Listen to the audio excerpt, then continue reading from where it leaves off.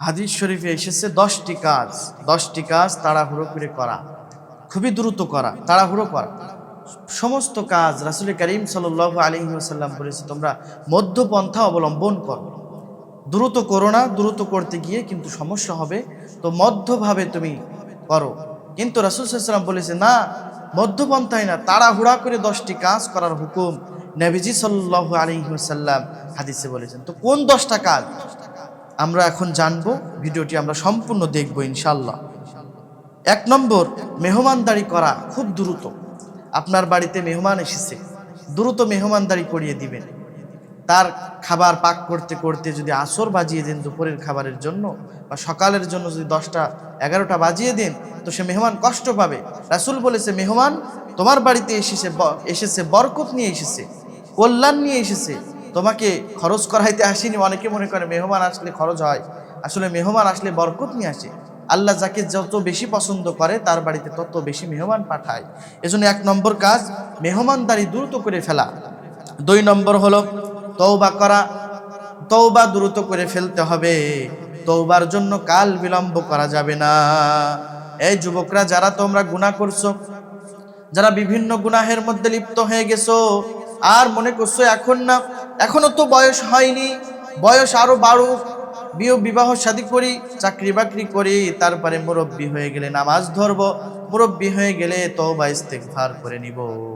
কিন্তু শুনে রাখো, তোমার মতন অনেক যুবক কবরে শুয়ে কাঁদছে আর বলছে আফসোস, জীবনটা শেষ করে দিলাম, ফারজিআনা না'মাল সালিহা। আল্লাহ তুমি আমাকে আরেকবার দুনিয়াতে পাঠাও, এবার ভালো হয়ে যাব। আল্লাহ এবার ভালো হয়ে যাব, আরেকবার পাঠাও না আল্লাহ।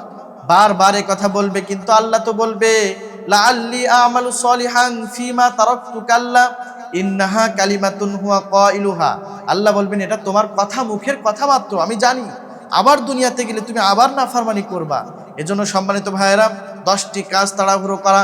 1 নম্বর হলো মেহমানদারি দ্রুত করা। 2 নম্বর হলো তওবা করা।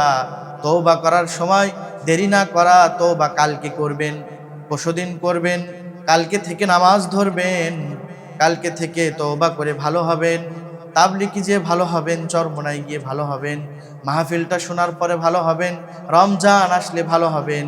এই সুযোগ তো আল্লাহ তাআলা আপনার নাও দিতে পারে।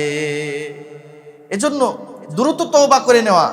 গুনাহ হয়েছে, এখন গুনাহ হবে, এখনই পবিত্র হয়ে তওবা করে নেওয়া। তো এই তওবা করার জন্য কাল বিলম্ব না করা, দ্রুত করে ফেলা, তাড়াহুড়ো করা। 3 নম্বর হলো অপবিত্র হলে পবিত্র হওয়া। অনেকে আছে ফরজ গোসল হয়ে গেলে, গোসল ফরজ হয়ে গেলে রাত্রেবেলা যদি গোসল ফরজ হয় তাহলে সারাটা দিন পার করে। ফজরের সময় গোসল নাই, শীতকাল আসলে তো করেই না অনেকে, শীতকাল আসলে তো করতেই চায় না, বরং যখন ওই গোসলের সময় হয় 12টা বা 1টার সময়, আজান দিলে দুপুর বেলায়, তখন সে লুঙ্গি নিয়ে তারপরে যায় গোসলের জন্য। কিন্তু এই যে সারা সময় তার নাপাক শরীর থাকলো, যদি আজরাইলের সাথে সাক্ষাৎ হয়ে যাইতো তাহলে সে বেঈমান হয়ে মৃত্যুবরণ করত। এজন্য ভাই, অপবিত্র হওয়ার পরে, যারা ভিডিও দেখছেন আমার বোনেরা, অপবিত্র হওয়ার পরে আপনি দ্রুত পবিত্রতা অর্জন করে নেবেন। বাসার সমস্ত কাজ অপবিত্র অবস্থায় অনেক মেয়েরা করে, আসলে এটা তো ঠিক না। পবিত্র হওয়া, যদি কোনো সমস্যার মধ্যে থাকে উজু করার পরে কাজগুলো করা, তারপরেও অপবিত্র থাকা যাবে না, পবিত্র থাকা। 4 নম্বর হলো জানাজার নামাজ। জানাজার খাটিয়া যখন সামনে এসে যাবে তখন আর দেরি করা যাবে না। অনেকে দেখবেন জানাজার খাটিয়া সামনে আসার পরে বয়ান করতে থাকে। অনেক নেতারা, জানাজায় একজন মারা গেছে, জানাজার সময় এক নেতা এসে ভোট চায়। ওই টাইমে কি আপনার ভোট চাওয়ার সময়? কিসের ভোট চাওয়া তখন? হ্যাঁ, রাজনৈতিক কোনো বিষয়? ওই টাইমে এসে ভোট চায়, আর মানুষ সেগুলো সাপোর্ট করে। এদেরকে পানিশমেন্ট তখনই দেওয়ার দরকার, এদেরকে ভোটই দিবেন না। যারা এই কাজগুলো করে, মসজিদে এসে ভোট চায়, সারা বছর খোঁজ নাই কোনো, তারপরে ইলেকশনের সময় টুপি আর দাড়ি লাগায় বিভিন্ন জায়গায় মসজিদে খুতবার সময় বাধা দিয়ে তাদের কথা বলতে দিতে হয়। এগুলো বাটপার, এদেরকে একেবারে মসজিদ থেকে বের করে দিবে। কারণ জানাজার সময়, জানাজার খাটিয়ায় জলিজন্ত নসিহাত, তখন আর কোনো নসিহাত করা লাগে না, সময় নষ্ট করতে হয় না। যত দ্রুত সম্ভব মাইয়িতকে কবরে রেখে আসতে হয়, এটাই তার জন্য ভালো। কিন্তু জানাজার সময় এক এক হুজুর নসিহাত করে 10 মিনিট 15 মিনিট, তারপর আরেকটা হুজুর, তারপর আরেকটা হুজুর, এই করে করে 1-2 ঘন্টা সময় জানাজায় দাঁড়িয়ে দাঁড়িয়ে ব্যয় করে। অনেক মুরব্বীরা তারা চলতে পারে না, হাঁটতে পারে না, শেষে যে তাদের বাড়ি নিয়ে যাওয়া লাগে কোলে করে, কারণ পা তাদের পড়ে যায়। এই কাজগুলো করবেন না, দ্রুত জানাজা পড়িয়ে দিবেন। 5 নম্বর হলো আজান শোনার পরে দেরি না করা। মসজিদে আজান হয়ে গেছে, আপনার আর দেরি হবে না, আপনি দ্রুত এবার মসজিদে যান। আজান শুনেছেন, কানের মধ্যে আপনার আওয়াজ এসেছে, কল্যাণের দিকে ডাকছে, নামাজের দিকে ডাকছে, আর দেরি করা যাবে না, নামাজে আপনি চলে যাবেন। দ্রুত নামাজ, আগে নামাজ তারপরে অন্য কাজ, আগে কাজ না, আগে নামাজ তারপরে অন্য কাজ। এই জন্য 5 নম্বর 5টি বিষয় বললাম। মেহমানদারি করা, মনে রাখতে হবে কিন্তু, মেহমানদারি করা, তাওবা করা, অপবিত্র হইলে পবিত্র অর্জন করা, জানাজার নামাজ দ্রুত পড়া, আজানের পরে দ্রুত মসজিদে চলে যাওয়া, দেরি না করা। 6 নম্বর হলো মাজলুমের কাছ থেকে আপনি দ্রুত ক্ষমা চেয়ে নেওয়া। মাজলুম যারা মায়ের খায় কিন্তু মায়ের দেয় না, ধরেন আপনি একজনকে পিটাইছেন, সে কোনো কথা বলিনি, ইমামের উপরে আঘাত করেছেন, ইমাম কোনো কথা বলিনি, ইমাম কিন্তু মাজলুম। আর 3 শ্রেণীর দোয়ার মাঝে কোনো পর্দা থাকে না, তার মধ্যে মাজলুমের দোয়ার মধ্যে কোনো পর্দা থাকে না। মাজলুম যদি দোয়া করে সাথে সাথে আল্লাহর আসমানে ভেদ করে, আল্লাহ তাআলা সাথে সাথে কবুল করে। এজন্য মাজলুমের বদদোয়া নেবেন না।